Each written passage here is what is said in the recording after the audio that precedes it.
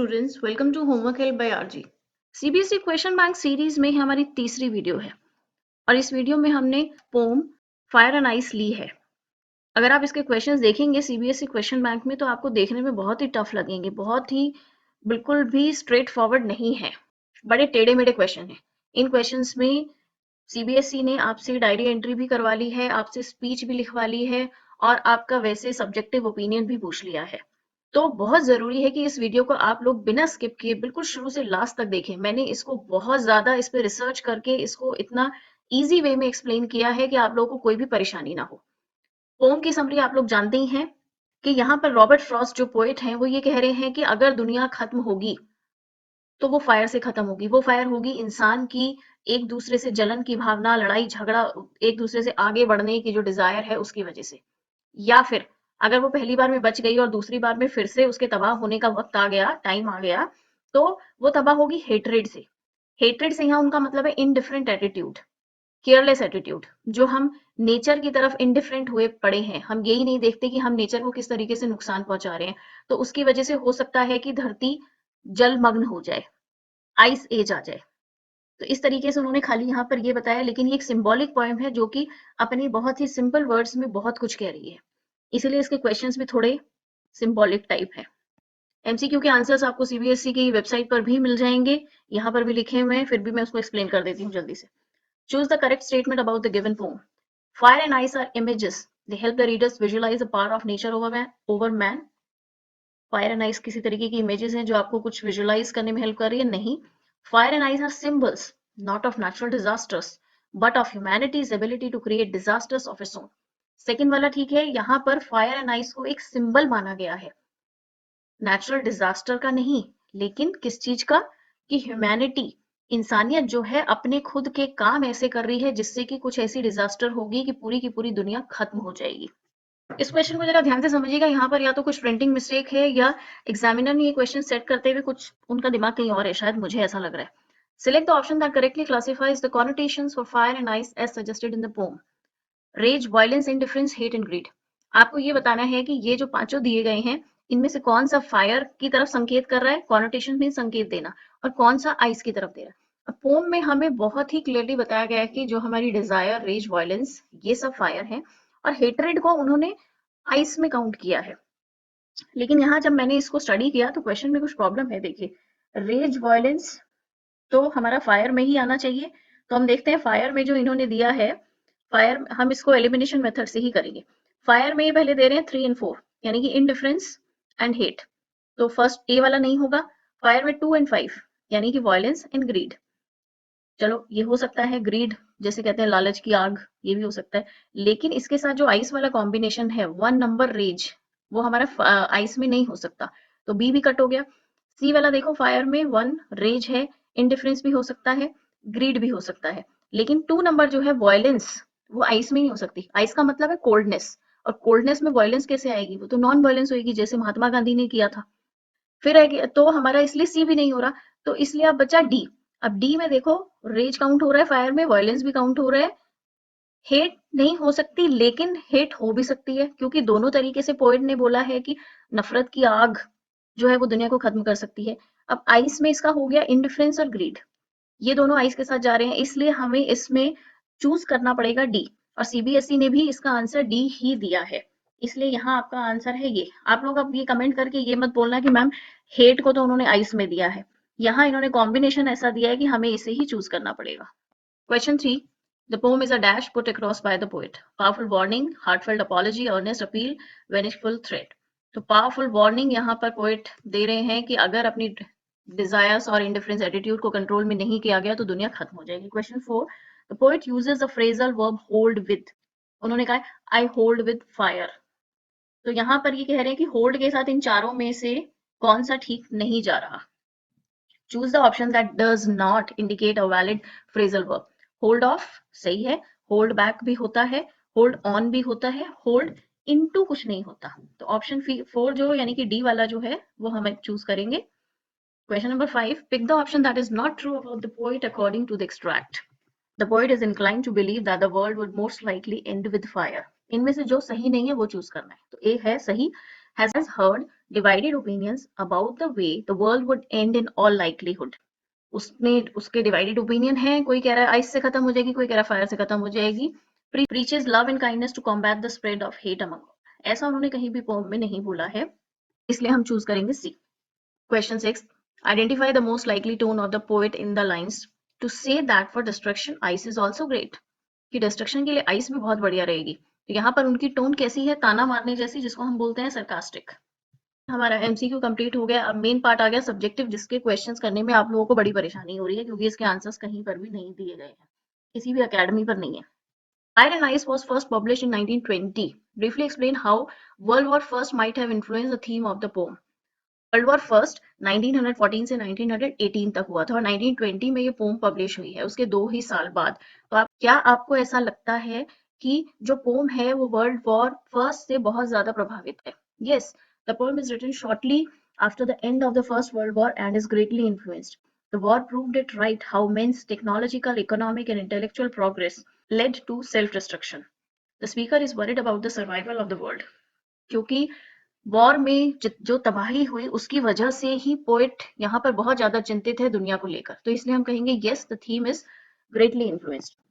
Number 2 देखिए. अब यहाँ पर आपको सीधे सीधे आंसर नहीं दे रहे, आपको टैगलाइन, स्लोगन ये सब भी पूछ लिया है. यहाँ पर create a tagline, slogan, catch phrase for the pome.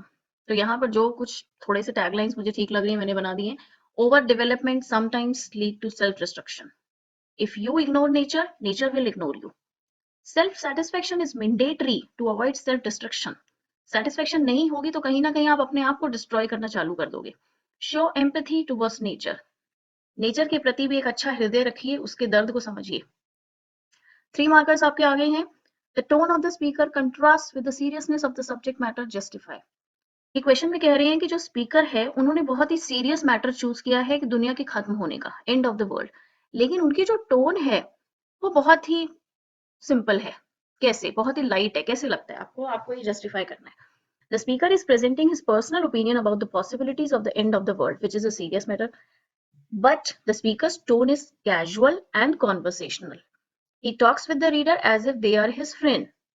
और वो बहुत ही कैजुअल वर्ड्स यूज कर रहे हैं पोम में, जैसे कि सम से, I hold with, I think, I know, etcetera. तो इन वर्ड से हमें ये पता लग रहा है कि वो बहुत ही कैजुअल तरीके से बोल रहे हैं. Question 2. Fire and ice projects a pessimistic outlook. क्या आपको ऐसा लगता है कि ये कविता पढ़ के कि वो बड़े निराशावादी तरीके से बातें कर रहे हैं? The poet links human desires to be the reason for the possible extinction of the world. The poem tries to imply that the humanity should not try to innovate and develop new weapons. एक तरीके से poet यहाँ पर ये कहना चाह रहे हैं कि आप नए नए वेपन्स और ये सब क्यों बना रहे हो, अगर बनाओगे तो लड़ाई होगी. तो ये तो एक तरीके की एक पेसिमिस्टिक आउटलुक है. By suggesting that following dreams and passion by humankind may lead to catastrophic destruction on the earth. तो वो कुछ ऑप्टिमिस्टिक नहीं कह रहे कि आगे बढ़ो, हमें ऐसा कुछ नहीं कह रहे. एक पेसिमिस्टिक आउटलुक है, वो हमने बता दिया कि वो कह रहे हैं कि अपने डिजायर्स को कंट्रोल करके रखो. Question number 3. Evaluate the line. Some say the world will end in fire, some say in ice. In the context of volcanic eruptions, forest fires, meteor collisions, melting ice caps, etc.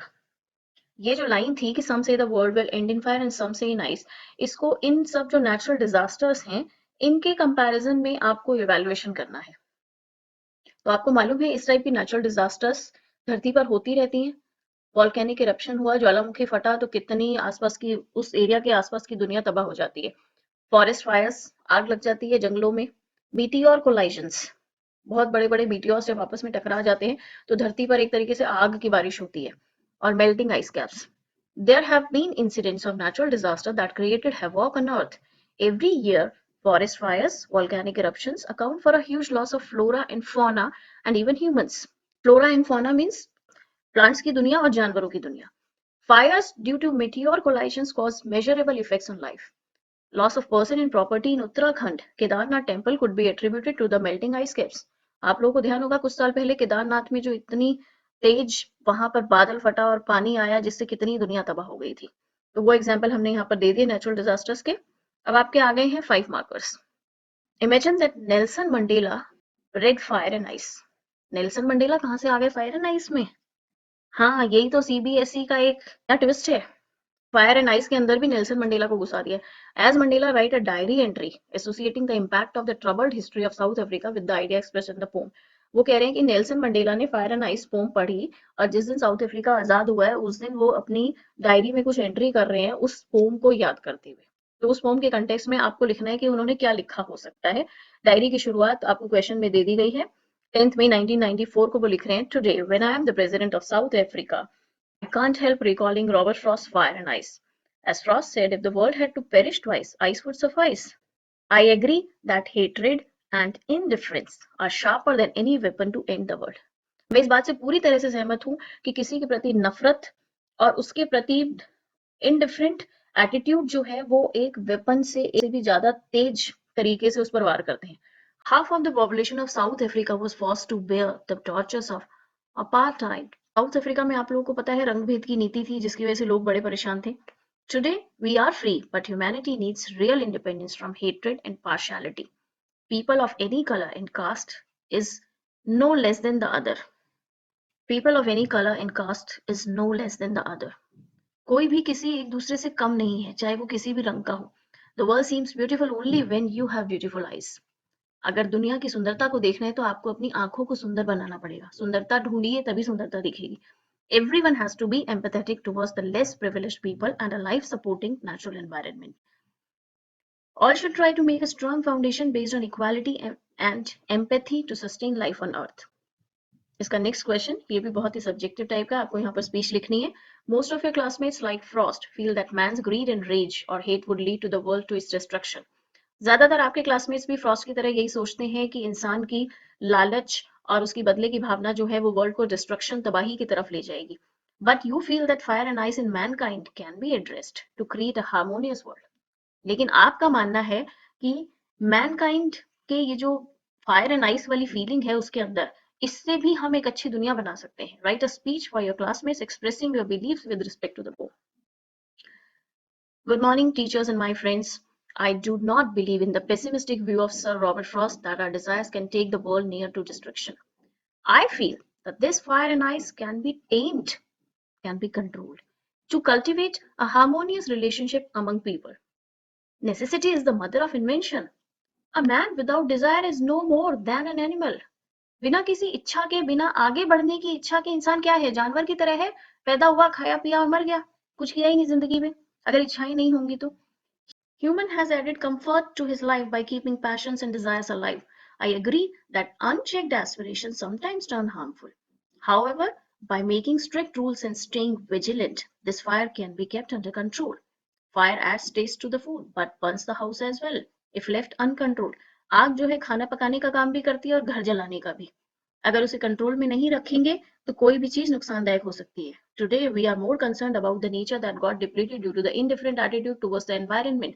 पिछले कुछ सालों में हमने nature को बहुत सा नुकसान पहुंचाया, लेकिन अब हम नेचर के लिए बहुत ही कंसर्न हो गए हैं। हम उसका ध्यान कर रहे हैं। हम कोशिश कर रहे हैं कि हम पॉलीथीन्स का कम इस्तेमाल करें, हम कम से कम कार्बन डाइऑक्साइड प्रोड्यूसिंग डिवाइसेस को यूज करें। Until our actions are controlled, we need not worry about the end of the world. जब तक हमारे जो एक्शन है वो हमारे नियंत्रण में है, कंट्रोल में है, तब तक हमें दुनिया के खत्म होने की चिंता नहीं करनी चाहिए। और वैसे भी दुनिया को अगर खत्म होना है तो होगी ही, वह हमारे रोकने से रुकने वाली नहीं है। I hope all the question and answers are clear to you. ये पोस्ट esshout.com पर पब्लिश कर दी गई है। आप लोग जाकर वहां पर रिटन आंसर्स को कॉपी पेस्ट कर सकते हैं, उन्हें समझने की कोशिश कीजिए और खूब लिख कर प्रैक्टिस कीजिए।